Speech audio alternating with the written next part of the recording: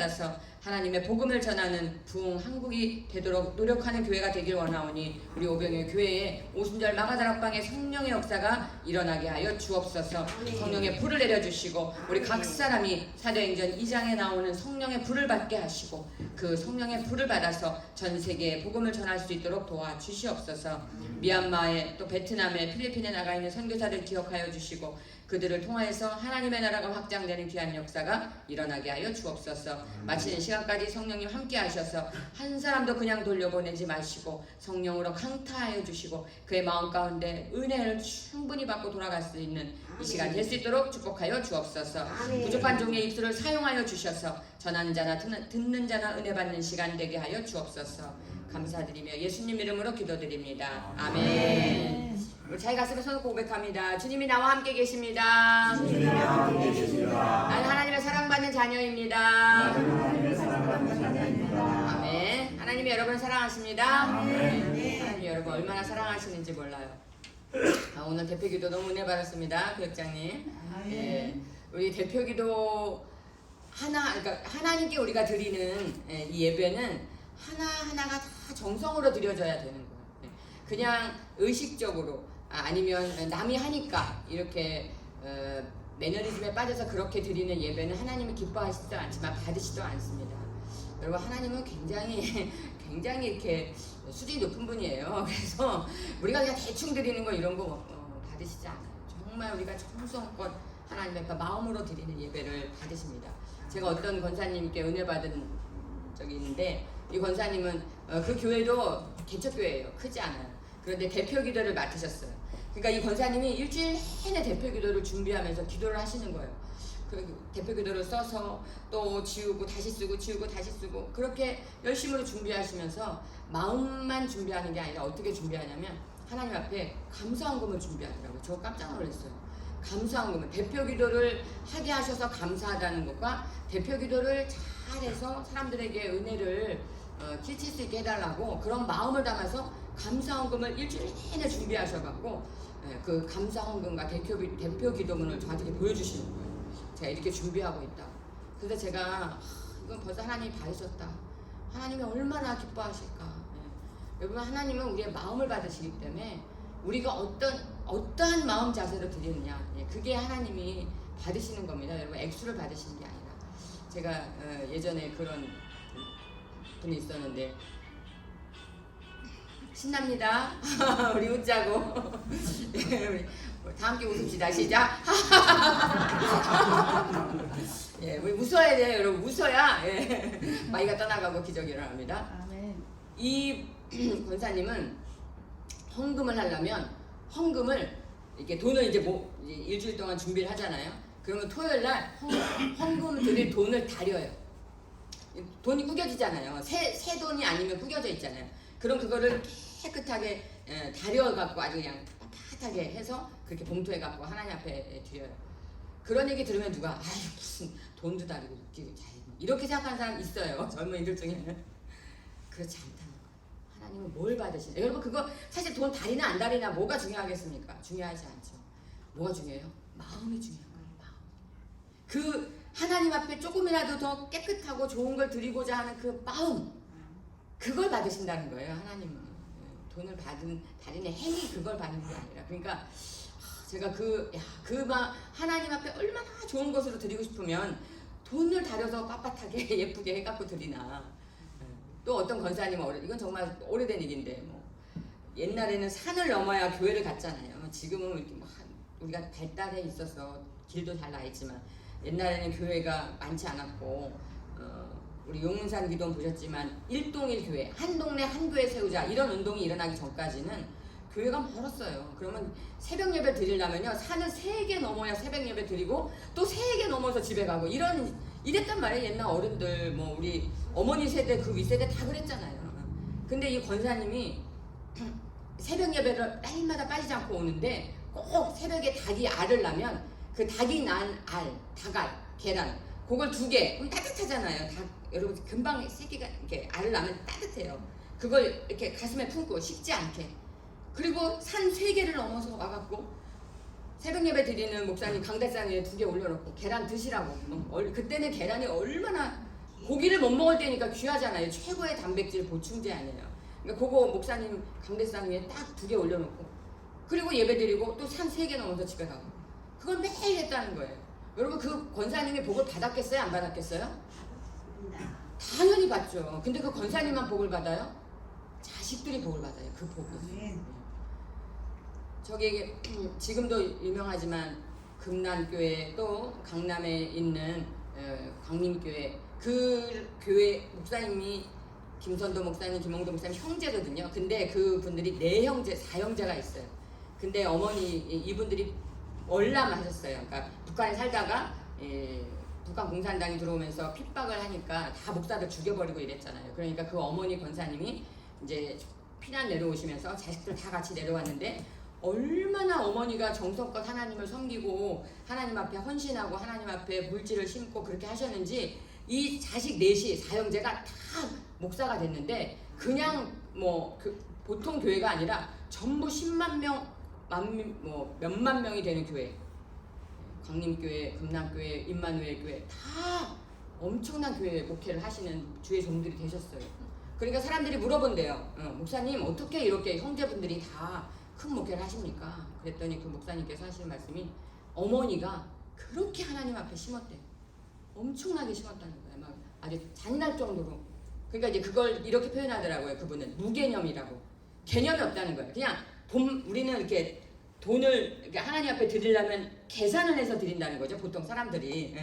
내가 오늘 이번 달에는 얼마 수입이니까 얼마 지출이냐가 얼마 조금 빼고 아 요거 남네 하나님께 드리고 이런 식으로 계산해서 계산기를 두드리는데 그분은 그게 아니라 그냥 물질만 생기면 하나님 앞에 바치는 거예요. 물질만 생기면 하나님 앞에 바치고 그랬더니 그 자식들이 그렇게 복을 받더라.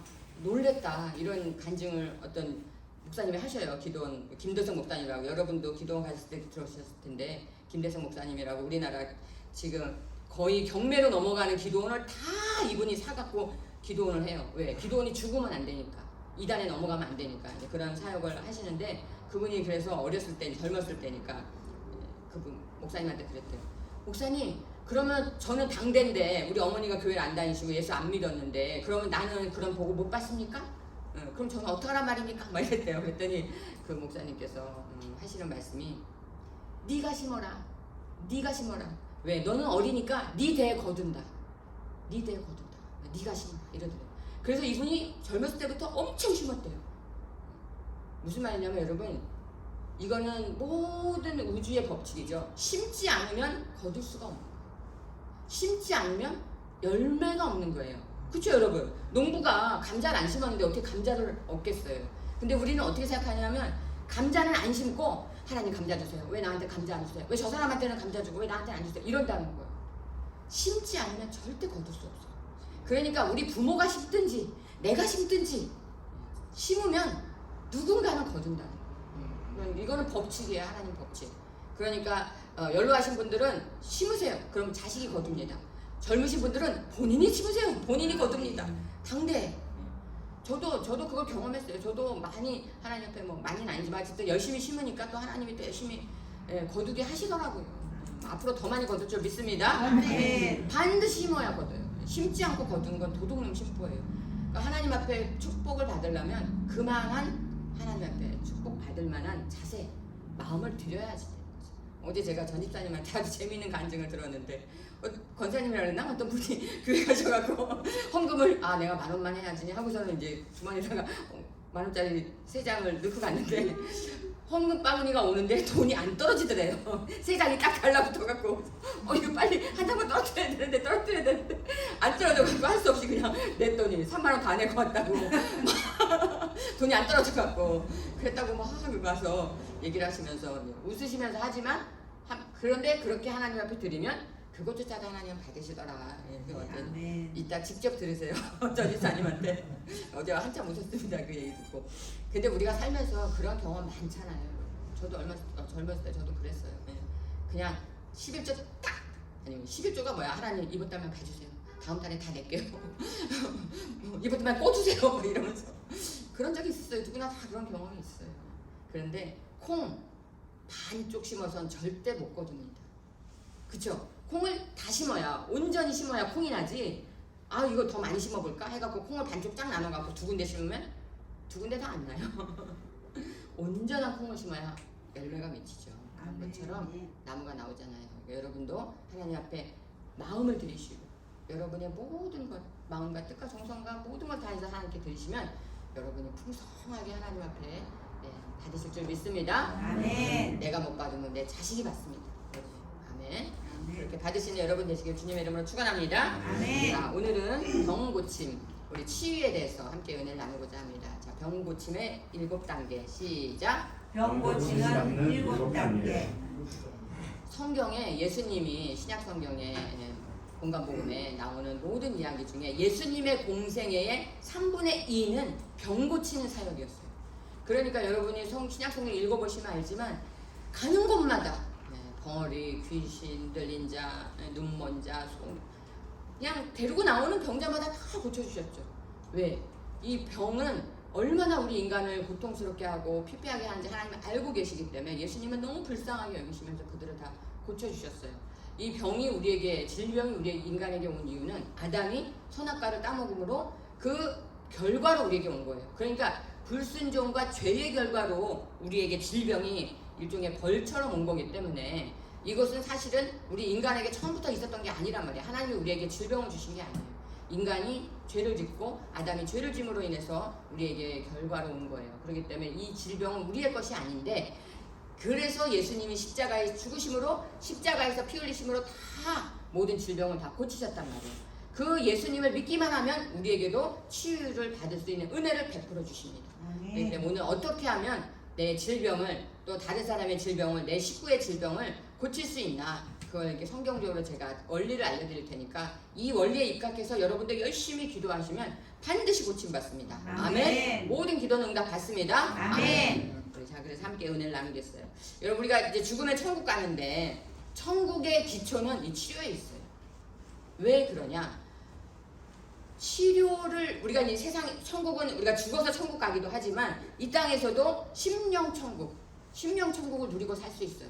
그런데 병이 나면 막 몸이 아프면 좀 사람이 삶의 질도 떨어지고 사는데 기쁨이 넘치기가 조금 힘들죠, 여러분. 예. 몸이 막 아프고 통증이 있고 막 이러면 좀 가라앉잖아요. 사람이 그리고 어딘지 모르게 좀 막 이렇게 다운되고 힘들고 육체적으로 힘들고 정신적으로도 힘들고 그렇기 때문에 심령천국을 이루기가 너무 힘들어요. 안 되는 건 아닌데 그거는 굉장한 기도와 어떤 수준, 노력의 훈련이 되어야 되거든요. 그렇게 되기 전까지는 아프면 모든 게 저도 옛날에 우리 열대순복음교회 우리 구역에 있는 권사님들 보면 정말 기도의 용사들이에요. 대단한 분들인데 그분들이 이제 연세 드셔갖고 다 70, 80이 되시니까 전화하면 그래요. 이제 나 옛날 같지 않아. 옛날처럼 기도를 할 수가 없어 이러시더라고요.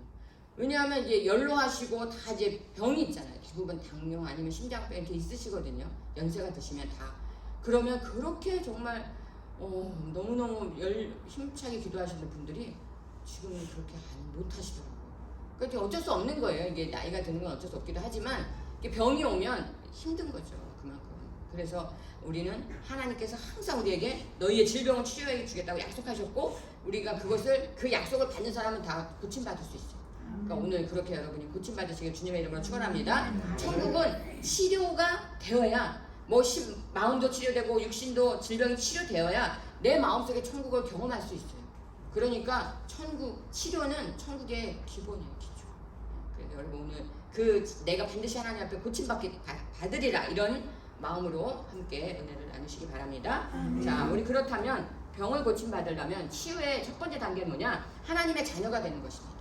여러분 하나님의 자녀가 되어야 우리가 병을 고침받을 수 있어요. 왜냐하면 요한복음 1장 12절에 영접하는 자 곧 그 이름을 믿는 자들에게는 하나님의 자녀가 되는 권세를 주셨으니 이랬잖아요. 하나님의 자녀는 권세예요.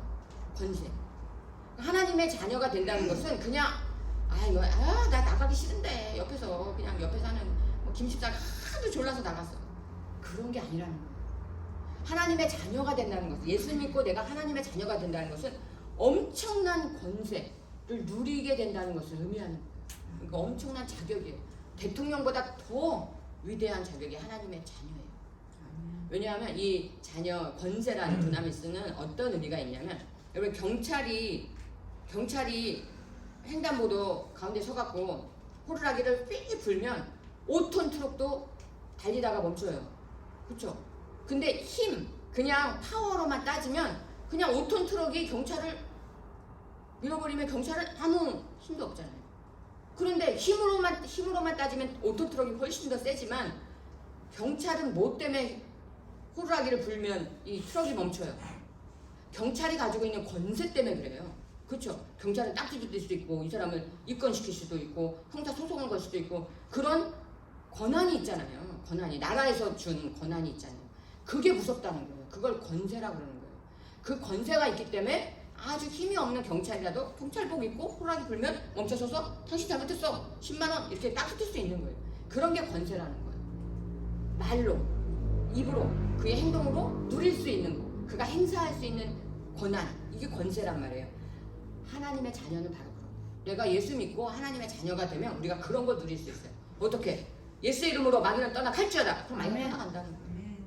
예수 이름으로 축복은 올지어다. 그럼 축복이 온다는 거예요. 내 말과 내 마음과 내 손으로 모든 것을 다스릴 수 있어요. 여러분 우리가 여기서 기도하는 거 여러분 그거 우스운 거 아닙니다. 그 기도가 다 이루어져서 이 나라를 바꿀 수 있어요. 제가 전에도 한번 얘기했잖아요. 여러분 대표기도 할 때마다 공산당이 무너지게 하시고 소련이 무너지게 하시고 그런데 진짜 무너졌잖아요. 기도가 그런 능력이 있어요. 뭐 말이 그런 능력이 있는 거예요. 그러니까 우리가 하나님의 자녀가 되면 이 말로 모든 것을 다 다스릴 수 있는 권세를 주신 거예요. 그래서 창세기에 하나님께서 천지를 창조하시고 인간을 창조하시고 뭐라고 말씀하셨냐면 생육하고 번성하고 다스리라고 그랬어요. 온 천하를 다스릴 권세를 우리에게 예수님을 영접한 하나님의 자녀된 우리에게 주셨어요. 그렇기 때문에 하나님의 자녀는 권리가 있어요. 그래서 하나님한테 요구할 수 있어요. 하나님의 자녀니까. 여러분 우리 아들이 나한테 와서 용돈 주세요 하면 내가 용돈 주지만 옆집 아들이 와서 달라고 그러면 안 주잖아요. 그런 것처럼 내가 하나님의 자녀가 되면 자녀로서 하나님한테 권리가 있단 말이에요. 권리가 있으면 책임도 해야 되지만 어쨌든 그 권세를 누려야 된다는 거예요. 그러니까 치료함 받으려면 첫 번째 하나님의 자녀가 돼야 돼요. 성경에도 딱 나와 있어요. 함께 읽겠습니다. 시작. 예수께서 대답하여 이르시되 나는 이스라엘 집의 이름과 명령에 다른 데로 보내심을 받지 아니하였노라 하시니 여자가 와서 예수께서 말하여 이르되 주여 저를 도우소서. 대답하여 이르시되 자녀의 떡을 취하여 걔들에게 던지니 마땅하지 아니하니라. 아멘. 아멘. 이게 예수님께 가나안의 수로보니게 여인이 와갖고 우리 딸이 귀신 들려서 병이 들었으니까 고쳐달라고 그러는 거예요. 근데 예수님이 내가 고쳐줄게 이렇게 안 하시고 뭐라고 말하시냐면 자녀의 떡을 취하여 이 자녀라는 게 이스라엘 백성을 말하는 거예요. 떡을 취하여 그들이 누릴 복 그것을 다른 개에게 이방인들에게 줄 수 없다 이런 말이에요. 이거 굉장히 예수님께서 아주 그냥 혹독하게 말씀하신 거예요.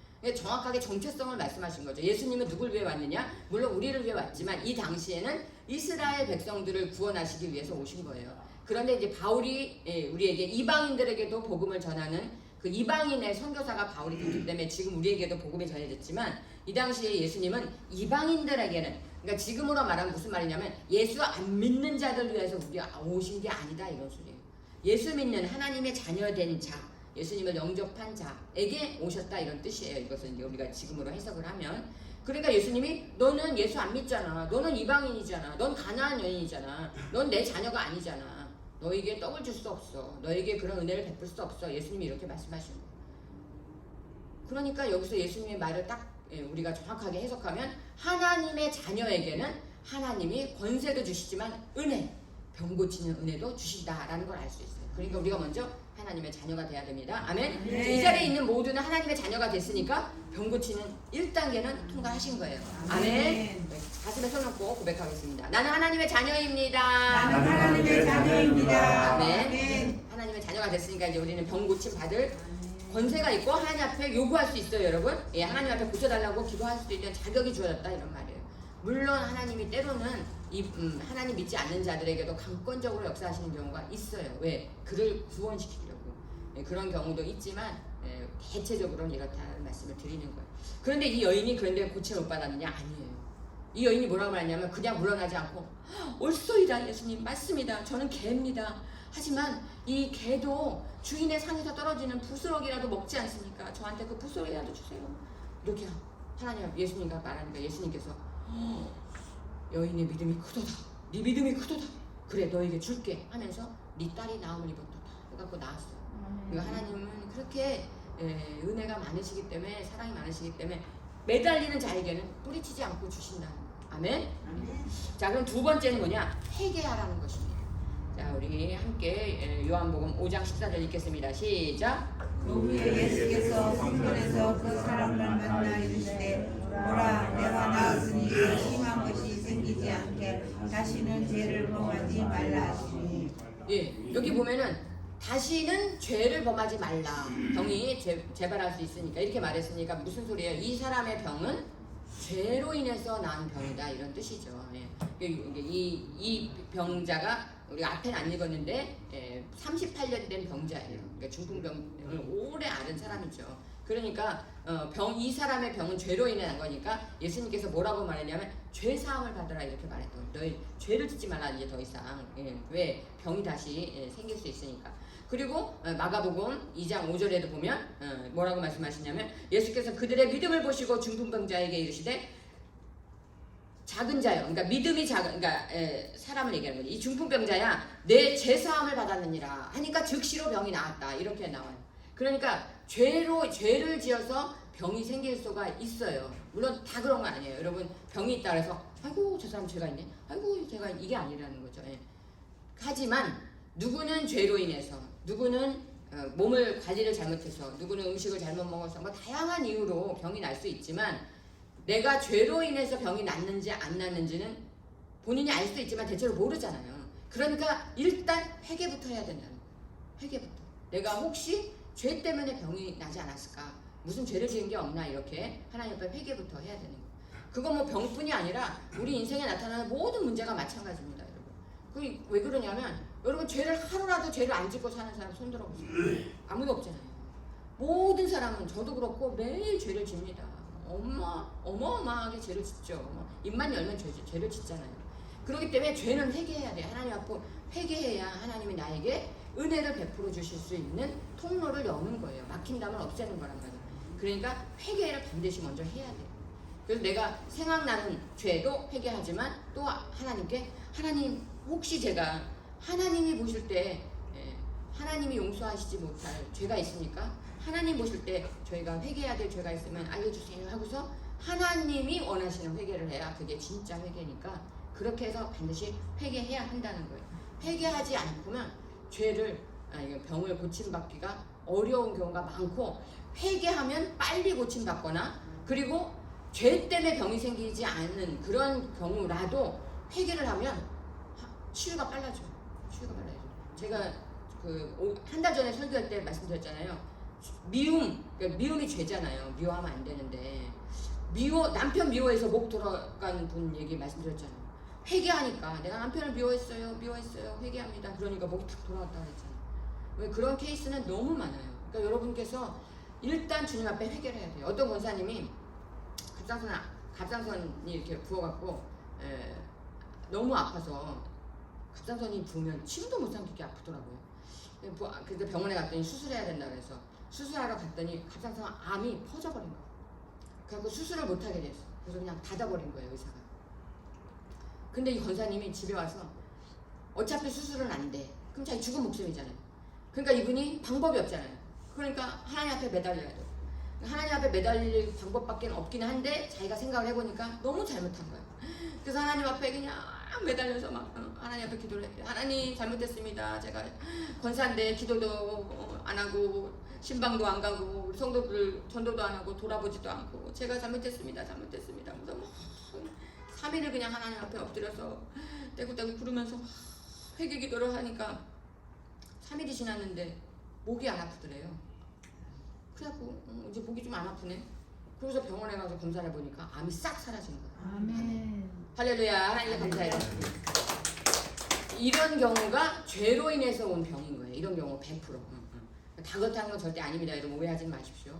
그러니까 유전적인 질병도 있어요. 여러분 그 50% 유전적인 것이 50%인 경우가 많잖아요. 그러니까 유전적인 것도 있고 뭐 하여튼 여러 가지 태어날 때부터 약해서 온 것도 있고 이런 거니까 다 100% 죄에 의한 건 아니지만 이런 케이스는 100% 죄에 의한 거였기 때문에 회개하니까 하나님이 싹 고쳐주시는 거예요. 그리고 회개를 하면 마귀가 우리를 공격하는 발판을 없애버리는 거기 때문에 통로를 없애버리는 거기 때문에 질병이 또 치유받는 거예요.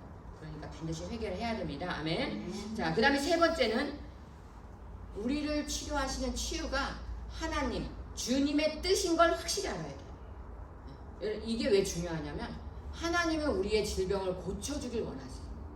근데 우리는 어떻게 생각하냐면 아유, 뭐 나이도 많은데 이렇게 대충 살다 가지 뭐. 아니면 아유 뭐 그냥 약 먹다 보면 되겠지 뭐. 이렇게 하나님이 병을 고쳐주실 거라는 그 하나님의 뜻을 정확하게 모르면 내가 하나님 앞에 기도를 열심히 할 수 없어요. 그래서 우리 출애굽기 15장 26절에 보면 예수 하나님께서 이렇게 말씀하시죠. 함께 읽겠습니다. 시작.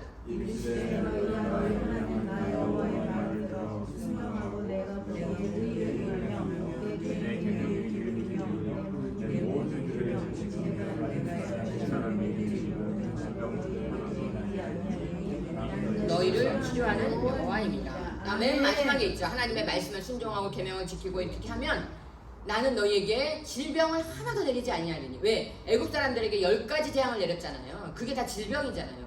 10가지 재앙을 내렸지만 그 재앙을 너희에게 하나도 내리지 아니하리니 나는 너희를 치료하는 여호와입니다. 하나님은 우리를 치료하시는 분이라는 거예요. 정확하게 하나님께서 말씀하고 있죠. 이걸 뭐 누가 여기다 대고 가감을 하겠어요. 자, 우리 다 같이 따라하겠습니다. 나는 너희를 치료하는 여호와입니다. 나는 너희를 치료하는 여호와입니다. 여호와 하나님은 치료자이십니다. 여호와는 치료자이십니다. 여호와 라파. 여호와 라파. 이 라파가 치료라는 뜻이거든요. 하나님은 우리를 치료하길 원하세요. 그러니까 하나님은 치료하길 원하시니까 우리에게 뭐라고 하시냐? 치료해 달라고 기도하라고 하십니다. 자, 시편 103편 1절도 읽어보겠습니다. 시작. 내 여호와를 성축하라. 내 속에 있는 것들아 다 그의 거룩한 이름을 성축하라. 내 여호와를 성축하며 그의 은혜를 잊지 말지어다. 그가 내 모든 죄악을 사하시며 내 모든 병을 고치시며. 여기도 보면 맨 마지막에 뭐라고 되어 있냐면 그가 하나님이 너의 모든 죄악을 사하시며 죄를 용서하시는 게 먼저 나와요. 그 다음에 내 모든 병을 고치시며. 죄 사함이 없이는 병 고침이 없다는 거예요. 이게 순서가 그렇게 된다는 거예요. 그러니까 항상 내 죄를 먼저 회개하고 그 다음에 하나님 병을 고쳐주세요. 이렇게 기도해야 한다는 거죠. 그리고 하나님은 우리를 고쳐주길 원하시니까 네 모든 병을 다 고쳐주신다. 자, 107편 읽어 19절 시작.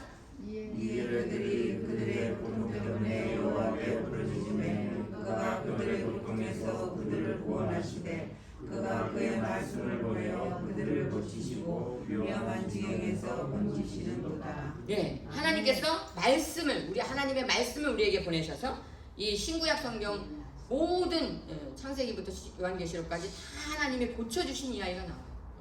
죽은 자도 살리시는 하나님. 그래서 그들을 말씀을 보내어 그들을 고치시고 위험한 지경에서 건져 주시도다. 건지시길 원하시는 하나님이에요. 그런데 하나님은 인격적이시기 때문에 우리가 해달라고 해야 해주세요. 그게 인격적이셔서 그런 거예요. 해달라고 하지 않으면 안 해주신다는 거예요.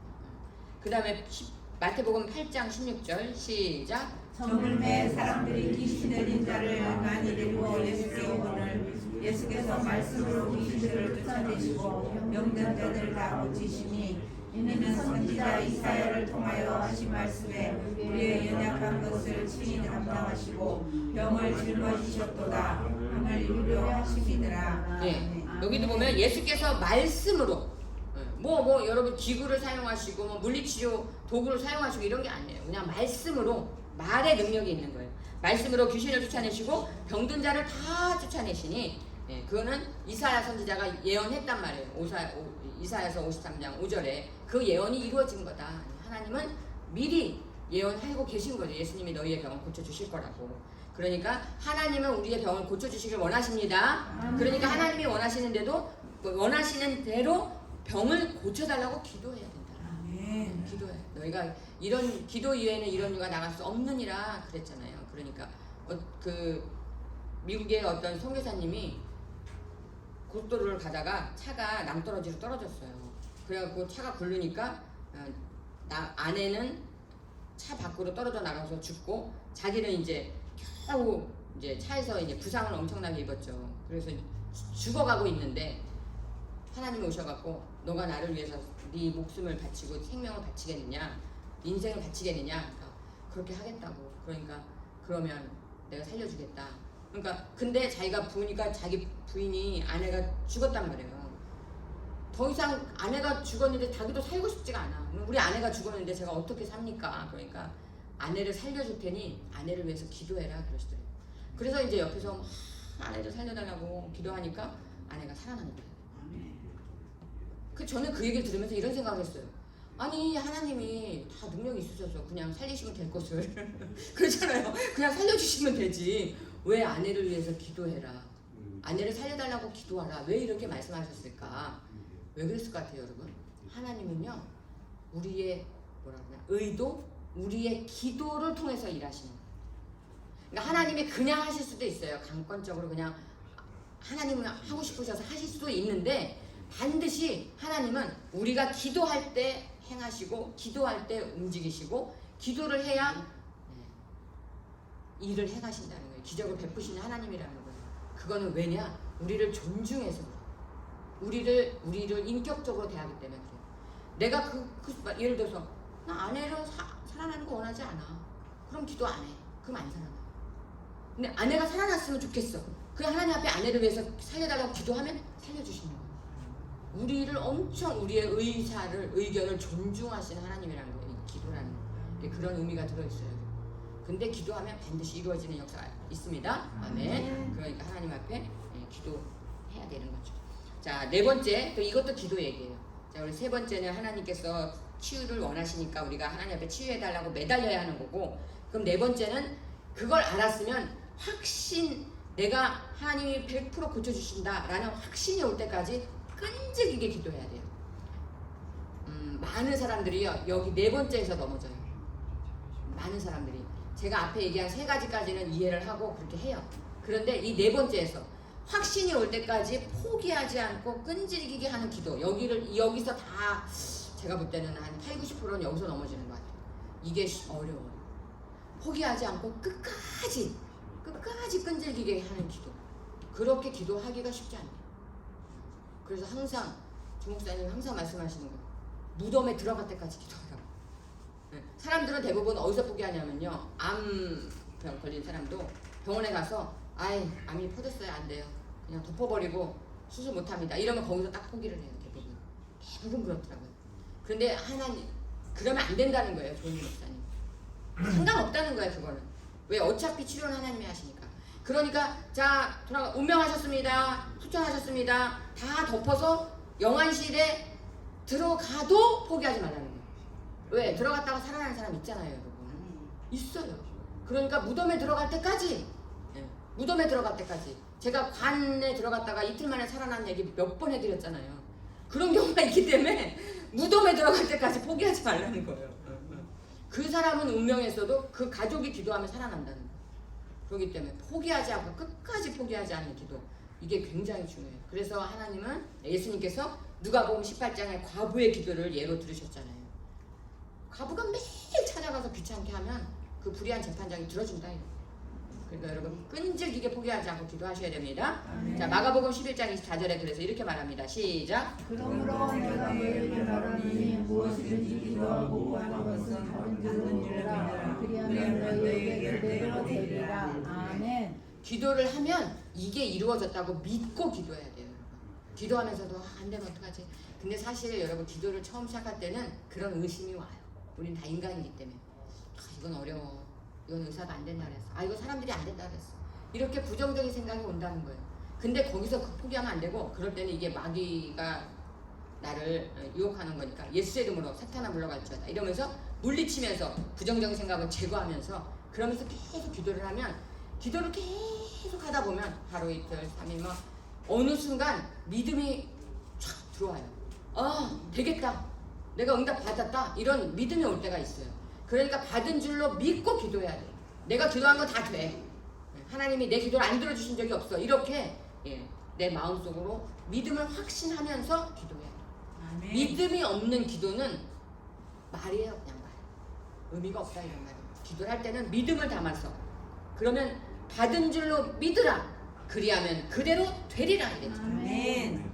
이건 모든 상황, 모든 문제에 내가 하나님 앞에 기도하는 문제는 다 해결돼. 이렇게 믿고 기도해야지.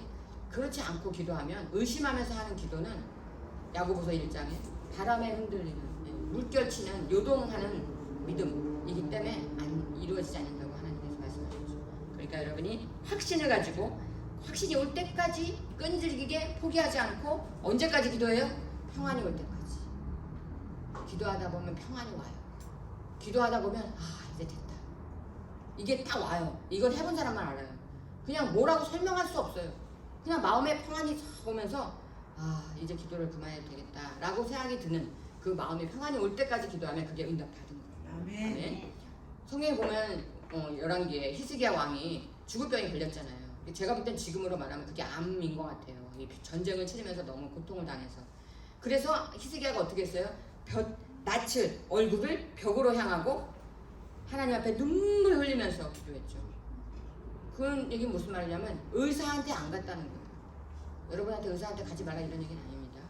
마음이 그렇다는 거예요. 그래서 하나님 앞에 전심으로 기도하니까 하나님이 히스기야 왕의 눈물과 기도를 받으시고 15년을 연장시켜 준다 했잖아요. 생명을 15년을 연장시켜 주신 그 역사가 성경에 뭐 나아만 장군도 마찬가지고 나아만 장군도 문둥병에 걸렸는데 문둥병은 못 고치는 병이에요. 이게 의학적으로도 현대의학도 못 고치잖아요. 그런 병도 고치셨단 말이에요. 하나님께서. 그러니까 내가 그 하나님이 고치시는 치료의 하나님이라는 걸 믿고 하나님 앞에 기도해야 돼요. 그 믿음, 불태전의 믿음, 이게 핵심입니다. 핵심 사실. 그 믿음이 없이는 그냥 진 싸움이죠. 하지만 우리의 믿음이 있으면 이긴 싸움이에요. 싸움은 이겨놓고 싸워야 이기지 져놓고 싸우면 못 이겨요. 당연한 얘기 같지만 실제로 그래요. 그러니까 버버버버 떠면서 전쟁터에 나가는 사람은 다 죽죠. 하지만 죽을 각오로 나가서 싸우는 사람은 안 죽잖아요. 그러니까 하나님 이 모든 영적인 세계의 법칙도 마찬가지고 이 질병 치유도 마찬가지고 하나님이 반드시 고쳐주신다 하면 고침을 받습니다. 그런데 우리가 70년대, 80년대는 이런 병고침의 기적이 엄청나게 많이 일어났는데 요즘은 안 일어나잖아요. 왜? 이렇게 힘들게 기도 안 해요. 어떤 목사님은 그런 얘기 하시더라고요. 80년대만 돼도 문제만 생기면 다 보따리 싸들고 기도원에 올라갔대요. 근데 요즘은 기도는 안 가잖아요. 가자고 해도 안 가고 가라고 해도 안 가고 지금 오살리 기도원도 예전 같지 않아서 여러분 가면 사람이 별로 없어요. 옛날에는 막 평일에도 막 꽉꽉 찼잖아요. 그러니까 기적이 그만큼 주는 거예요. 기적이 그만큼 주는 거예요. 그러니까 하나님 앞에 믿음으로 불태전의 믿음으로 매달리는 그 믿음이 우리가 응답받는 비결입니다. 아멘. 5번째, 주의 종 목사에게 안수를 받을 때 치료함을 받을 수 있어요. 그리고 우리가 치유의 은사를 가지고 계신 분들께 찾아가서 안수 받잖아요. 자, 야고보서 5장 14절 함께 읽겠습니다. 시작. 너희 중에 병든 자가 있느냐? 그는 교회의 장로들을 성통할 것이요 그들은 주의 이름으로 기름을 바르며 그를 위하여 기도할지니라. 믿음의 기도는 병든 자를 구원하리니 주께서 그를 일으키시사 혹시 죄를 범하였을지라도 사하심을 받으리라. 그러므로 너희 죄를 서로 고백하며 병이 낫기를 위하여 서로 기도하라. 의인의 강구는 역사는 힘이 크리라. 아멘. 제가 이 말씀을 의지해서 여러분하고 손잡고 기도하는 거예요. 함께. 여기 보면 주의 종, 장로라고 여기 되어 있는데 여기 이 신약 시대의 장로는 지금으로 말하면 목사를 얘기해요. 그때는 목사라는 단어가 없었잖아요.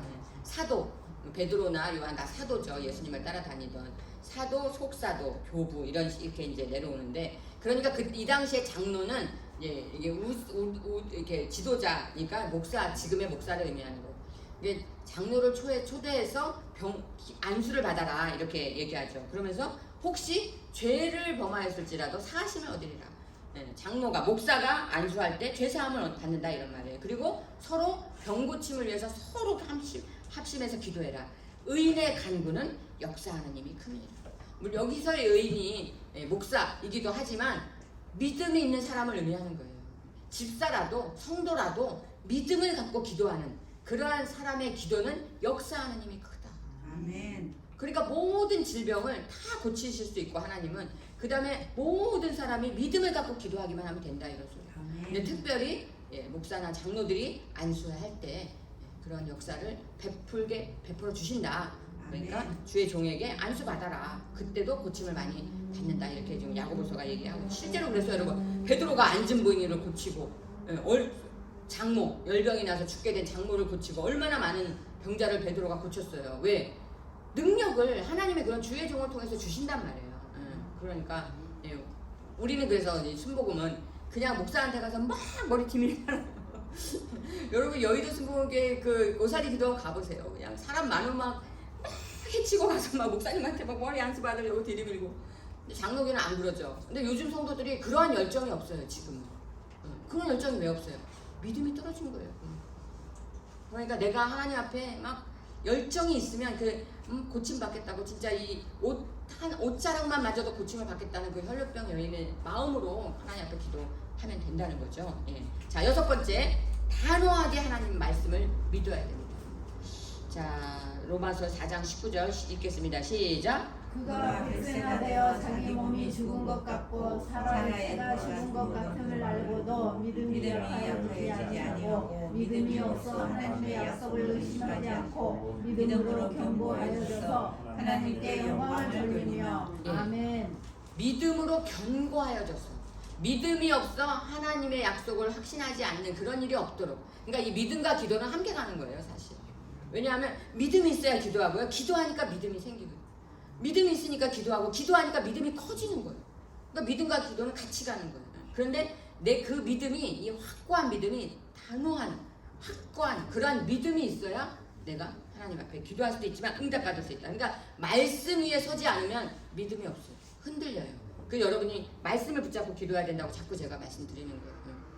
베드로전서 2장 24절 말씀을 붙잡고 이사야서 53장 5절 말씀을 붙잡고 또 마가복음 9장 22절 말씀을 붙잡고 이렇게 하나님 앞에 하나님 곧 병든 자가 병든 자에게 손 얹어서 나으리라고 하지 않으셨습니까? 하나님 왜 고쳐주지 않습니까? 이렇게 하나님 앞에 그냥 말씀을 가지고 매달리면 하나님 고쳐주신단 말이에요.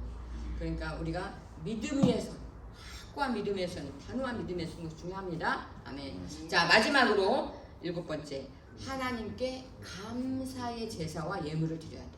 자, 우리 히브리서 13장 15절 함께 읽겠습니다. 시작. 그러므로 우리는 예수로 말미암아 항상 찬송의 제사를 하나님께 드리자. 이는 그의 이름을 증언하는 입술의 열매니라. 아멘. 찬송의 제사, 찬미의 제사, 하나님을 높여드리고 찬양하는 제사. 이 제사는 이제 예배이고 그 다음에 우리의 마음을 말하는 거죠. 하나님 앞에 자꾸 하나님을 높여드리고 하나님께 감사하고 찬양하고 찬미하는 그러한 마음을, 그러한 제사를, 예배를 하나님께 드려야 된다 이런 말. 자, 누가복음 5장 14절이요. 시작. 예수께서 그를 권고하시되 아무에게도 이르지 말고 해서 제사장에게 내 몸을 보이고 또 내가 깨끗하게 됨으로 인하여 모세가 명한 대로 예물을 드려 그들에게 입증하라 하셨더니 아멘. 아멘. 이 문둥병에 걸렸어요. 그래서 예수님이 고쳐주셨어요. 그러니까 예수님께서 뭐라 그러냐?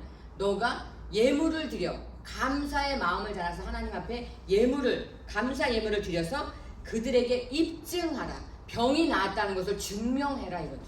그러니까 감사 예물은 다른 말로 말하면 그것을 입증하는, 증명하는 서류와 같은 역할을 한다. 쐐기를 박는다고 제가 말씀드렸잖아요. 딱 변하지 않는 기정사실로 딱 확정시키는 의미가 이 감사 예물에 있는 거예요. 아멘. 저는 이런 제가 기도하면서 케이스를 얼마나 많이 받는지 몰라요. 하나님께 엄청나게 매달려서 기도를 했어요. 그래갖고 그 어떤 문제를 두고 그분은 질병은 아니었거든요. 질병이 아니었는데도 불구하고. 그래서 근데 마지막에 하나님 앞에 서원을 하라 그랬어요. 하나님 제가 이 서원 예물이라는 게 있거든요. 뭐냐면 하나님 제가 이 문제를 해결해 주시면 하나님 앞에 얼마를 감사헌금으로 드리겠습니다. 이렇게 이제 하는 거 서원 예물이라고 그래요. 미리 이렇게 약속하는 거죠. 그거를 서원 예물을 하나님 앞에 약속하시면 하나님께서 들어주신답니다. 그러니까 이분이 이제 급하니까 예 하겠습니다 해갖고 서원 예물을 서원을 했어요. 그럼 이제 이루어지면 내야 되는 거예요. 그런데 이분이 안 냈어요. 안 이루어지신 거예요. 하나님 참 무섭습니다, 여러분. 너무나 좋으신 하나님이지만 우리가 하나님도 우리에게 약속을 지키시지만 우리도 하나님께 약속을 지켜야 돼. 그러니까 이 말을 뒤집어서 말하면 뭐냐면 내가 하나님 제 병을 고쳐주시면 얼마를 드릴게요 해서 드리면 병을 고쳐주신다. 왜? 그게 입증, 확증, 결정하는 확인서와 같은 역할을 하기 때문에 그렇죠. 그러니까 근데 사람들은 이게 화장실 들어갈 때 마음, 나올 때 마음이 달라갖고 저도 옛날에 그랬는데 지금은 안 그러지만 하여튼 약속을 서원을 하면 반드시 지켜야 돼.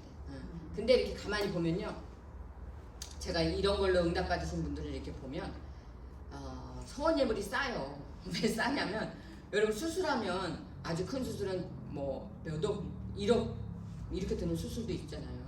근데 하나님 앞에 예물은 우리가 그렇게까지 소원하지 않잖아요. 많아봤자 1,000만 원, 2,000만 원. 근데 자기 마음이니까 뭐 어떤 액수가 정해져 있지는 않지만, 그러니까 대부분 보면 수술비의 10분의 1밖에 안 들어요. 하나님 앞에 드리는 감사의 예물은. 그게 더 남는 장사라는 표현이 그렇지만 더 이득이에요, 금전적으로 사실. 근데 사람들은 그렇게 생각하지 않는다. 병원 가서 내가 3억을 드는 수술을 하더라도 그게 더 거기에 더 믿는 거죠, 말하자면. 그래서 참 믿음이 쉽지 않은 것 같아요. 그래서 예수님께서 인자가 올 때 믿음을 보겠느냐 그런 말씀하신 것 같은데, 어쨌든 우리가 감사 예물을 드릴 때 나에게 치유의 은혜도 오지만 그렇게 할 때 하나님께서 이것을 확증, 입증시켜 주시는 거다. 그래서 제가 항상 여러분에게 기도 어떻게 하라 해서 3가지, 먼저 하나님의 간구, 하나님 앞에 이루어주세요 이렇게 간구하고, 그 다음에 예수의 이름으로 이루어질지어다 선포하고, 그 다음에 다 감사하고. 감사가 항상 마무리가 돼야 돼요, 여러분. 모든 우리의 기도의 마무리도 감사. 왜? 하나님은 감사를 드릴 때 너무 기뻐하세요. 그러니까 우리가 입술로, 이게 어떻게 보면 립 서비스라고 우리가 말하는데, 젊은이들이 입술로 뭐 아무것도 아니냐 입술로만 하는 것 같아. 근데 그 입술로 하는 감사를 하나님은 너무 기뻐하신다. 왜? 하나님은 우리에게 말로 영광을 받으시니까. 그러니까 여러분이 모든 기도를 할 때 항상 맨 마지막에 감사를 하셔야 돼요. 하나님 감사할 때도 좀 예쁘게, 하나님 감사합니다, 사랑합니다, 귀엽죠, 주님만 바라봅니다. 제가 매일 한다 그랬잖아요. 그렇게 하면 예수님이, 사진에 있는 예수님이 막 웃으셔요, 이렇게. 예수님 앞에서 재롱을 막 떠세요. 막 애교를 부리고. 근데 그걸 좋아하신다는 거예요, 예수님. 아멘. 그렇잖아요, 여러분. 자식이 곰같이 무뚝뚝한 자식하고 와서 엄마 있잖아, 오늘 너무너무 좋았어 막 이러면서 재롱 떠는 자식하고 누가 더 이뻐요? 그쵸? 재롱 떠는 자식이 다 이쁘지만 더 살갑잖아요. 더 이렇게 떡이라도 하나 더 주고 싶고 막. 하나님도 똑같았어요. 그러니까 여러분이 하나님을 더 가깝게, 하나님 아버지를 더 친밀하게, 더 이렇게. 여자들이 여기선 유리한 것 같아요. 이런 면에서는. 남자들은 그렇게 하기가 조금 어렵잖아요. 근데 이제 대신 남자들은 굉장히 묵직하게 또 기도, 믿음을 지키잖아요. 베드로나 요한처럼 그렇게. 그러니까 하나님 앞에 여러분이 하나님을 사랑하고 감사하는 마음을 자꾸 표현하세요. 오늘도 저희가 예배 끝나고, 그러니까 잠깐 설교 끝나고 여기 야고보서에 있는 말씀처럼 우리가 어떻게 했어요? 서로 병 낫기를 위해 서로 기도해라. 기도해줘. 그런데요, 다른 사람을 위해서 기도할 때 내 병이 나아요. 아멘. 이게 하늘나라 법칙은요, 정말 놀라워요. 지옥은 안 그래요. 지옥은 가면 다 이렇게 먹을 거 싸놓고 다 이러고 못 먹는다잖아요. 왜? 뻗정손인데 손이 안 구부러지는 거예요. 뻗정손이면 나 혼자만 먹으려고 하니까 못 먹는 거예요. 지옥은 다 이러고 있는데 천국은 다 이러고 있다잖아요. 왜? 서로 먹여주는 거야. 나는 못 먹어 어차피. 그러니까 너 먹어. 그럼 나는 저 사람 먹여주고 저 사람 나 먹여주고. 그러니까 천국은 먹을 거 싸두고 다 먹는데, 지옥은 먹을 거 싸두고 다 이러느라고 못 먹는. 말 되잖아요, 여러분. 똑같이 뻗정손이면 다 굶어 죽어야 되는데, 천국은 그래도 먹고 살아요. 서로 먹어. 중보기도의 능력이 거기에 있어요. 제가 이 얘기를 했나 모르겠네. 제가 너무 아플 때 사람들이 저한테 기도를 해서 중보기도 부탁을 하는 거예요. 나도 아파 죽겠는데 목사님 제가 어디 아픈데 기도해 주세요. 목사님 제가 오늘 문제가 있는데 기도해 주세요. 그럼 제가 네 그러면서 속으로 저 뭐라 하는지 아세요? 내가 더 아파요. 내가 더 아파요. 당신이 날 기도해 줘야지. 내가 지금 이상하게 해서 당신을 기도할 건강이 아니에요. 내가 속으로는 내가 더 아파요. 그러면서 겉으로는 네 기도해 드릴게요. 근데 약속했기 때문에 기도를 안 할 수 없는 거예요. 내가 더 기도를 받아야 될 사람이지만 그 사람이 나한테 부탁을 하니까 제가 기도를 해요. 아파도 나의 기도보다 그 사람 기도를 먼저 해주고 그 다음에 기도를 해요. 그러니까 하나님이 저를 고쳐주시더라고요. 아멘. 중보기도의 능력이 거기 있어요, 여러분. 아멘. 내가 다른 사람을 위해서 주면 하나님이 날 더 많이 축복해줘요. 아멘.